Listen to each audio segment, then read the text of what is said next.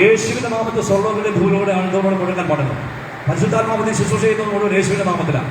പരിശുദ്ധാത്മാവിനെ പ്രവർത്തിക്കുന്ന മുഴുവൻ യേശുവിന്റെ നാമത്തിലാണ്. പരിശുദ്ധാത്മാവിന്റെ നാമം യേശുവിന്റെ നാമമാണ്. പരിശുദ്ധ പിതാവ്, അതുകൊണ്ടാണ് യേശു അങ്ങനെ പ്രാർത്ഥിക്കുന്നത്. അപ്പൊ പിതാവിന്റെ നാമം, പുത്രന്റെ നാമം, പരിശുദ്ധാത്മാവിന്റെ നാമം യേശു. അതുകൊണ്ടാണ് യേശു കൽപ്പിച്ചത്, നിങ്ങൾ പുറപ്പെട്ട പിതാവിന്റെ പുത്രന്റെ പരിശുദ്ധാത്മാവിന്റെ നാമത്തിൽ ചെയ്യും. പിതാവിന്റെ പുത്രന്റെ പരിശുദ്ധാത്മാവിന്റെ നാമത്തിൽ ചെയ്യും. പിതാവിന്റെ പുത്രന്റെ പരിശുദ്ധാത്മാവിന്റെ നാമം യേശു എന്നുള്ളതാണ്. യേശു എന്നിട്ട് പറഞ്ഞ ശിഷ്യന്മാർ കൊണ്ട്, നിങ്ങൾ വാങ്ങിപ്പോകാതെ എന്നോട് കണ്ടിട്ട് പിതാവിന്റെ വാഗ്ദത്തത്തിന് വേണ്ടി കാത്തിരിക്കണം, അല്ലേ? അവർ 10 ദിവസം കാത്തിരുന്നു. ദൈവത്തിന്റെ ആത്മാവ് വരുമ്പോൾ നിങ്ങളുടെ പാപത്തെക്കുറിച്ചും ന്യായത്തെക്കുറിച്ചും നീതിയെക്കുറിച്ചും ബോധം വരുത്തും. അത് ഏതെങ്കിലും അറിവില്ലാത്ത ഭാഗമുണ്ട് ദൈവത്തിന്റെ പരിശുദ്ധാത്മാവ് പ്രാപിച്ചു കഴിഞ്ഞാൽ അത് ബോധം വരുത്തുന്നതോടെയാണ്.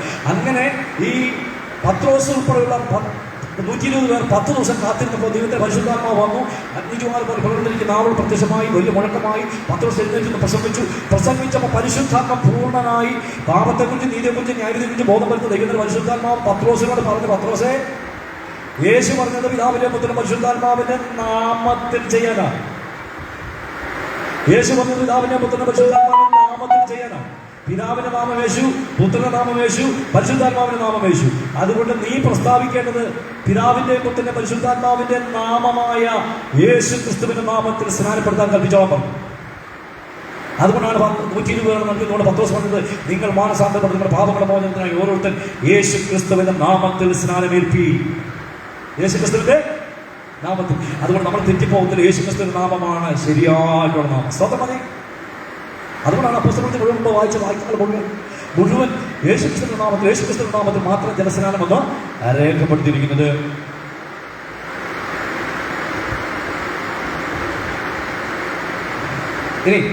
ഇനി ഈ നാമം ഉപയോഗിക്കാതിനുള്ള പ്രത്യേകത എന്താണെന്ന് അറിയാമോ? പിതാവ്, പുത്രൻ, പരിശുദ്ധാത്മാവ് സ്ഥാനനാമമാണ്. നാമം എന്ന് പറഞ്ഞാൽ യേശുക്രിസ്തുവാണ്. ഈ നാമം എന്ന് പറഞ്ഞാല് സ്ഥാനനാമമാണ്. പിതാവ്, പുത്രൻ, പരിശുദ്ധാത്മാവ്. സ്ഥാനനാമത്തിൽ ഒരു സ്നാനപ്പെടുത്തിയാൽ അതിന് വിലയില്ല, അതിനൊരു വാല്യൂവില്ല. മുദ്രപത്രത്തിന് വിലയുണ്ടല്ലേ, പക്ഷെ വൈറ്റ് പേപ്പറിന് അതിന്റെ വിലയുള്ളൂ, അല്ലേ? ഇതുപോലെയാണ് സ്ഥാനനാമത്തിന് അതിന്റെ വിലയുണ്ട്. വിലയില്ലെന്നല്ല പറയുന്നത്. പിതാവെന്ന് പറയുന്ന വിലയുള്ളൂ, പക്ഷെ അത് സ്ഥാനനാമത്തിന് വിലയേ ഉള്ളൂ. നാമത്തിന് അതിന്റെ വിലയുണ്ട്. നാമത്തിന് വിലയുണ്ടെങ്കിൽ നാമത്തിന് എന്താ വിലയെന്ന് വേദപുസ്തകം പറയുന്നുണ്ട്. നാമത്തിൽ ചെയ്താൽ നാമത്തിൽ. ഇപ്പം ക്യാൻസറിന്റെ ഗുളിക എന്ന് പറഞ്ഞാൽ അതിന്റെ ക്യാൻസർ പോകാനുള്ളതല്ലേ അതിനകത്ത്, അല്ലേ? തലവേദന അതിന്റെ ഗുളിക എന്ന് പറഞ്ഞാൽ അതിന്റെ കണ്ടന്റ് അല്ലേ അതില്, അല്ലേ? അപ്പൊ ഓരോന്നിനും അതിന്റെ കണ്ടന്റ് അടങ്ങിയിരിക്കുന്നത്. നാമത്തിൽ അടങ്ങിയിരിക്കുന്ന കണ്ടന്റ്. ഒരുവൻ യേശുക്രിസ്തുവിന്റെ നാമം ഉപയോഗിച്ച, യേശുക്രിസ്തുവിന്റെ നാമത്തെ സ്നാനപ്പെടുത്തിയ, നാമത്തിൽ അടക്കി വെച്ചിരിക്കുന്ന ചില പവറുണ്ട്. ഹൈഡ്രജൻ ബോംബിന്റെ പവർ അല്ല, അല്ലേ? ഓലപ്പടക്കത്തിന്റെ പവർ ആണോ? അല്ല. ഉറുമ്പിന്റെ ആരോഗ്യമാണോ? ആനയുടെ ആരോഗ്യം? ഇതെല്ലാം വ്യത്യസ്തമാണ്. സ്ഥാനനാമം വേറെ, നാമം വേറെ. നാമത്തിന്റെ പ്രത്യേകത പറയാം, മറ്റേതിന് പറയുന്നില്ല. സ്ഥാനനാമത്തിന്റെ ഫലത്തിൽ കിടക്കിടക്ക് നാമത്തിന്റെ പ്രത്യേകത ഒന്ന്, ഈ നാമത്തിൽ, യേശു എന്ന നാമത്തിൽ, ആ ഗുളികയിലാണ്, ആ നാമത്തിലാണ് യേശു എന്ന ഗുളിക എന്ന നാമം എന്ന ഗുളിക, യേശു എന്ന പേരിൽ അടങ്ങിയിരിക്കുന്ന എന്താണ്? ഇത് ഒന്ന്, പാപമോചനം അതിൻ്റെ അകത്തുണ്ട്. പാപമോചനം അതിനകത്തുണ്ട്. പാപമോചനം ഒന്ന്, പാപമോചനം. ദൈവത്തിന്റെ വചനം പറയുന്നത്, അവന്റെ നാമത്തിൽ പാപമോചനം യെരൂശലേമിൽ തുടങ്ങി സകല ജാതികളിൽ പ്രസംഗിക്കണം. അവന്റെ നാമത്തിൽ പാപമോചനം. അപ്പൊ യേശുവിന്റെ നാമം ഉപയോഗിച്ച് സ്നാനപ്പെടുത്തുന്നവർക്ക് പാപമോചനമുണ്ട്. പാപമോചനം. അപ്പൊ പിതാവിന്റെ പുത്രൻ പരിശുദ്ധാത്മാവിന്റെ നാമത്തിൽ സ്നാനപ്പെട്ടോ എന്ന് ചോദിച്ചാൽ പാപം മോചിച്ചോ എന്ന് ചോദിച്ചാൽ എനിക്കറിയാൻ പറ്റത്തില്ല എന്ന് പറയുന്നത്, അല്ലേ? 2 × 2 എത്രയെന്ന് വെച്ചാൽ 4 പറയാൻ പറ്റില്ല. അത് 3 എന്ന് ചോദിച്ചാൽ ഞാൻ മുണ്ടുന്നേ ഇല്ല, അല്ലേ? ഇന്ത്യയുടെ പ്രസിഡന്റ് ആരാന്ന് ചോദിച്ചാൽ പിണറായി വിജയൻ ഒരാൾ പറഞ്ഞു, ഞാൻ മുണ്ടുന്നേ ഇല്ല. തെറ്റാണോ ശരിയാണെന്നോ പറയുന്നില്ലേ? നാമത്തിൽ വെച്ചിരിക്കുന്ന ഒരു പ്രത്യേകത ഒന്ന്, പാപമോചനം ഈ നാമത്തിൽ വെച്ചിരിക്കുകയാണ്. നമ്മളൊക്കെ ഈ കുപ്പിയൊക്കെ അച്ചാറിട്ട് വെക്കുക, നെല്ലിക്ക അച്ചാർ, മാങ്ങ അച്ചാർ. ആ കുപ്പി കാണുമ്പോൾ അറിയാം അതിനകത്ത് എന്തായിരിക്കും. യേശു എന്ന നാമത്തിൽ ആ കുപ്പിയിൽ അടങ്ങിയിരിക്കുന്ന, അല്ലെങ്കിൽ അതിലടങ്ങിയിരിക്കുന്ന ഒന്നാമത്തെ ഘടകം പാപമോചനമാണ്. പാപമോചനമാണ്. നാളെ നിങ്ങൾ യേശു ക്രിസ്തുവിന്റെ നാമത്തിൽ സ്നാനപ്പെടുമ്പോൾ പിതാവിന്റെ പുത്രന്റെ പരിശുദ്ധാത്മാവിന്റെ നാമത്തിൽ, അല്ലെങ്കിൽ യേശു ക്രിസ്തുവിന്റെ നാമത്തിലാണെങ്കിൽ പാപമോചനം ഉറപ്പാണ്. പത്രോസ് അവരോട്, നിങ്ങൾ മാനസാന്തരപ്പെട്ട് നിങ്ങളുടെ പാപങ്ങളുടെ മോചനത്തിനായി ഓരോരുത്തർ യേശു ക്രിസ്തുവിന്റെ നാമത്തിൽ, പാപങ്ങളുടെ മോചനത്തിനായി യേശു ക്രിസ്തുവിന്റെ നാമത്തിൽ സ്നാനപ്പെടുന്ന ഒരു വ്യക്തിക്ക് പാപമോചനമുണ്ട്. ലോകത്തിൽ ഏത് വലിയ പാസ്റ്റർ ഈ നാമത്തിൽ സ്നാനപ്പെട്ടില്ലെങ്കിൽ, ഏത് തിയോളജി ഡോക്ടറിന്റെ അടുത്താളും യേശു ക്രിസ്തുവിന്റെ നാമത്തിൽ സ്നാനപ്പെട്ടില്ലെങ്കിൽ അതിൽ അടങ്ങിയിരിക്കുന്ന പാപമോചനം ലഭിക്കുകയില്ല പാപമോചനം ലഭിക്കുമോ? ഇല്ല. യേശുവിന്റെ നാമത്തിൽ പാപമോചനം. 2, ഈ ഇതിലടങ്ങിയിരിക്കുന്ന രണ്ടാമത്തെ കടം എന്ന് പറയുന്നത് ഒത്തിരി വാക്യമുണ്ടേ. അവന്റെ നാമം നിമിത്തം നിങ്ങൾ പാപമോചിരിക്കിയാൽ, 10:43, അവന് വിശ്വസിക്കുന്നവർ അവന്റെ നാമം മൂലം പാപമോചനം. 31, ഇസ്രായേലിന്റെ പാപമോചനം മാനസാന്തരം കർത്താവായ യേശു ക്രിസ്തുവിന്റെ നാമത്തിൽ. 13:38. അതൊക്കെ രണ്ടാമത്തെ ഘടകം എന്ന് പറയുന്നത് യേശുവിന്റെ നാമത്തിൽ വെച്ചിരിക്കുന്ന മാനസാന്തരമാണ്.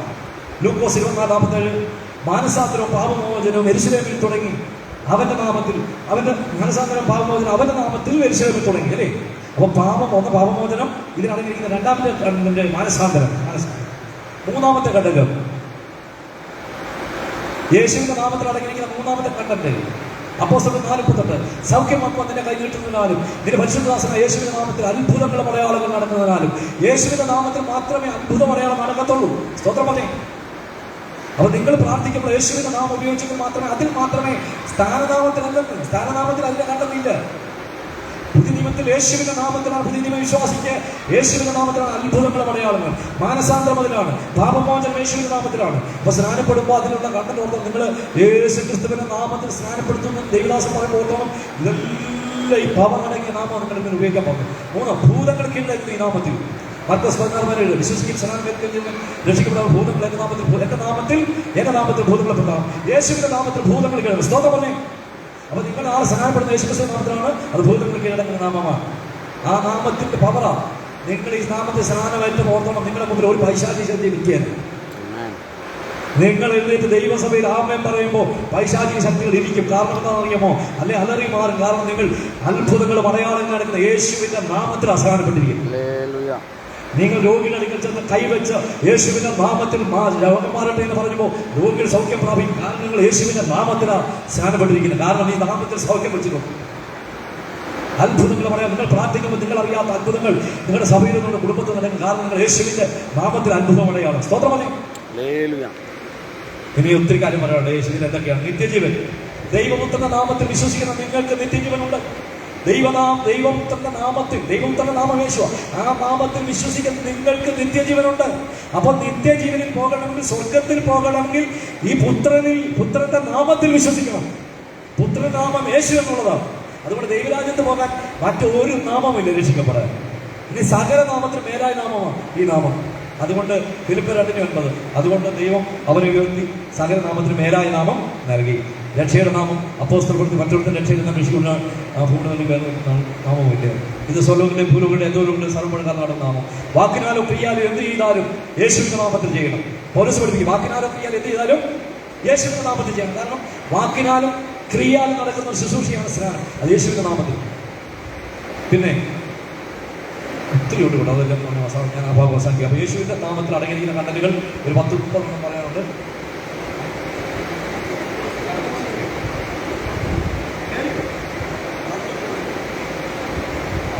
ഒന്നോട് കാര്യങ്ങൾ പറഞ്ഞിട്ട് അവസാനിപ്പിക്കാം.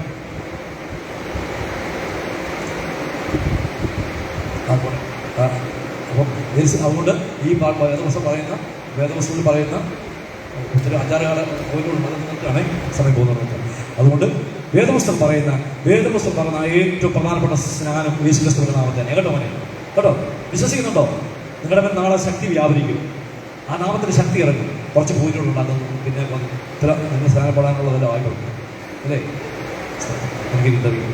അതുകൊണ്ട് നാളെ സ്നാനപ്പെടുമ്പോൾ നിങ്ങളുടെ പാപങ്ങളുടെ മോചനത്തിനാണ് അല്ലേ എന്നിട്ട് ദേഷ്യം കൈവരുന്നു.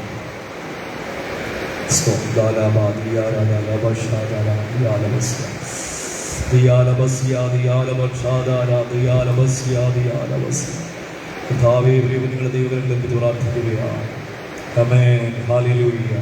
പിതാവേ, അവന്റെ നാമത്തിൽ നാളെ സ്നാനം നൽകുകയാണ്. ഹല്ലേലൂയ. ഞങ്ങളെ ശുദ്ധീകരിക്കണമേ. അവിടെ പാപത്തിന്റെ കറകളെ കഴുകണമേ. ഒരു പുതിയ മനുഷ്യരാക്കി തരികണമേ. നിന്റെ നാമത്തിൽ അവർ സ്നാനം ഏൽക്കാൻ പോവുകയാണ് കർത്താവേ. ഹല്ലേലൂയ. ഒരു ക്രൂശിന്റെ ചുവട്ടിലേക്ക് ഏൽപ്പിക്കുകയാണ്. നമുക്ക് ക്രൂശിന്റെ ചുവട്ടിലേക്ക് എല്ലാം കാലുകൾ നമുക്ക് പകരമായി മരിച്ചൊരുവനുണ്ട്. 33 വയസ്സുകാലം നമുക്ക് പാപത്തിന് പരിഹാരത്തിന് വേണ്ടി മരിച്ചു. അവന്റെ ശരീരത്തിൽ മുറിവേൽക്കാത്ത ഒരിടങ്ങളുമില്ല. അവന്റെ ശരീരത്തിൽ ഒഴുകപ്പെട്ട ചുടുനിണമാണ് നമ്മുടെ പാപത്തിന് പരിഹാരം. പിലാത്തോസിന്റെ കൽത്തളം മുതൽ കാൽവറിയോളം ഒഴുകപ്പെട്ട രക്തമാണ് നമ്മുടെ പാപത്തിന് പരിഹാരം. യേശു നമുക്ക് വേണ്ടി പകരം മരിക്കുകയാണ്. കൃഷിന്മേൽ കാണുന്ന ദാരിദ്ര്യത, കൃഷിന്മേൽ കാണുന്ന ദാരിദ്ര്യത, പ്രാണനാഥ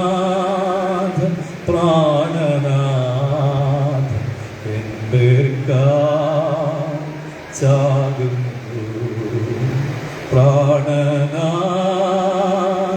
പ്രാണനാഥ ചാകുന്നു. പാവത്തെ സ്നേഹിപ്പാൻ ഞാനിനി പോകുമോ, പാവത്തെ സ്നേഹിപ്പാൻ ഞാനിനി പോകുമോ, ദൈവത്തിൻ പൈതലാ ജീവിക്കും ഞാനിനി, ദൈവത്തിൻ പൈതലാ ജീവിക്കും ഞാനിനി, ദൈവത്തിൻ പൈതലാ ജീവിക്കും ഞാനിനി. നമുക്കൊരു വാക്ക്, ഞാൻ പറഞ്ഞ വാക്കുകൾ ചേർന്ന് നമുക്ക് ക്രൂശിലേക്ക് നിറഞ്ഞ കണ്ണുകളോടെ കുപ്യകരങ്ങളോടെ പ്രതീക്ഷയിലേക്ക് അടയ്ക്കുക. യേശു നമുക്ക് ഉപകരമായി മരിക്കുക. കാൽവരി ക്രൂശിൽ അവൻ നമ്മുടെ പാപത്തിന് പരിഹാരത്തിന് വേണ്ടി മരിക്കുകയാണ്. അവന്റെ രക്തമാണ് നമ്മുടെ പാപത്തിന്റെ കറകളിൽ നമ്മുടെ നിന്നതിലേക്ക് എത്തിക്കുന്ന അവന്റെ രക്തത്തിന്റെ കലവരെയാണ്. നമ്മൾ ഇതിലേക്ക് കൂടെ പറഞ്ഞ ആളുകൾ ഭാവിയിൽ ഞാൻ ഭാവിയാണ്, ഇതുവരെയും ഒത്തിരി തെറ്റുകൾ ചെയ്തിട്ടുണ്ട്, അറിഞ്ഞും അറിയാതെയും ഒത്തിരി തെറ്റുകൾ ഞാൻ ചെയ്തു പോയിട്ടുണ്ട്. എൻ്റെ രഹസ്യവും പരസ്യമായ ജീവിതം വന്ന് വരരുതേനോ ക്ഷമിക്കണമെന്നോ, നമ്മുടെ രക്തത്താൽ എന്നെ കഴുകണമേ, ഒരു പുതിയ ദൈവം ഇതിലാക്കി എന്നെ തീർക്കണം, എനിക്കൊരു പുതിയ ഹൃദയം തരണമേ, ഒരു പുതിയ അനുഭവം എനിക്ക് തരണമേ കർത്താവേ, നല്ല ക്രിസ്ത്യാനിയാക്കി എന്നെ മാറ്റണമേ. ഓ എൻ്റെ പാപത്തിൻ്റെ പ്രവൃത്തികളെ ക്ഷമിക്കുമാറാകണം പ്രാർത്ഥിക്കണം. എൻ്റെ രക്തത്താൽ എന്നെ ശുദ്ധീകരിക്കണം. നാളെ പകൽക്കാലം ഞാൻ സ്നാനപ്പെടുകയാണ്. സ്നാനത്തിൽ ഒരു പുതിയ മനുഷ്യനാണ്, ഒരു ദൈവവൈദ്യനായി, നല്ല ഹാലലൂയ ദൈവവൈദ്യനായി വളരുവാൻ എന്നെ സഹായിക്കുന്നു. ഇനിയുള്ള നാളുകൾ അങ്ങേക്ക് വേണ്ടി, ഇനിയുള്ള ജീവിതം അങ്ങേക്ക് വേണ്ടി, അങ്ങയുടെ വരവിന് വേണ്ടി എന്നെ ഒരുക്കണമേ കർത്താവേ. സ്നാനപ്പെടുവാൻ എന്നെ യോഗ്യനാക്കി തീർക്കണമേ. എല്ലാ പാപത്തിന്റെ കരകളെയും എന്നെ നൽകുമാറാകണമെന്ന് പ്രാർത്ഥിക്കുന്നു. ഹല്ലേലൂയ, സ്തോത്രം. നമ്മളൊരു പ്രാർത്ഥനയുടെ ഹല്ലേലൂയ, സ്തോത്രം.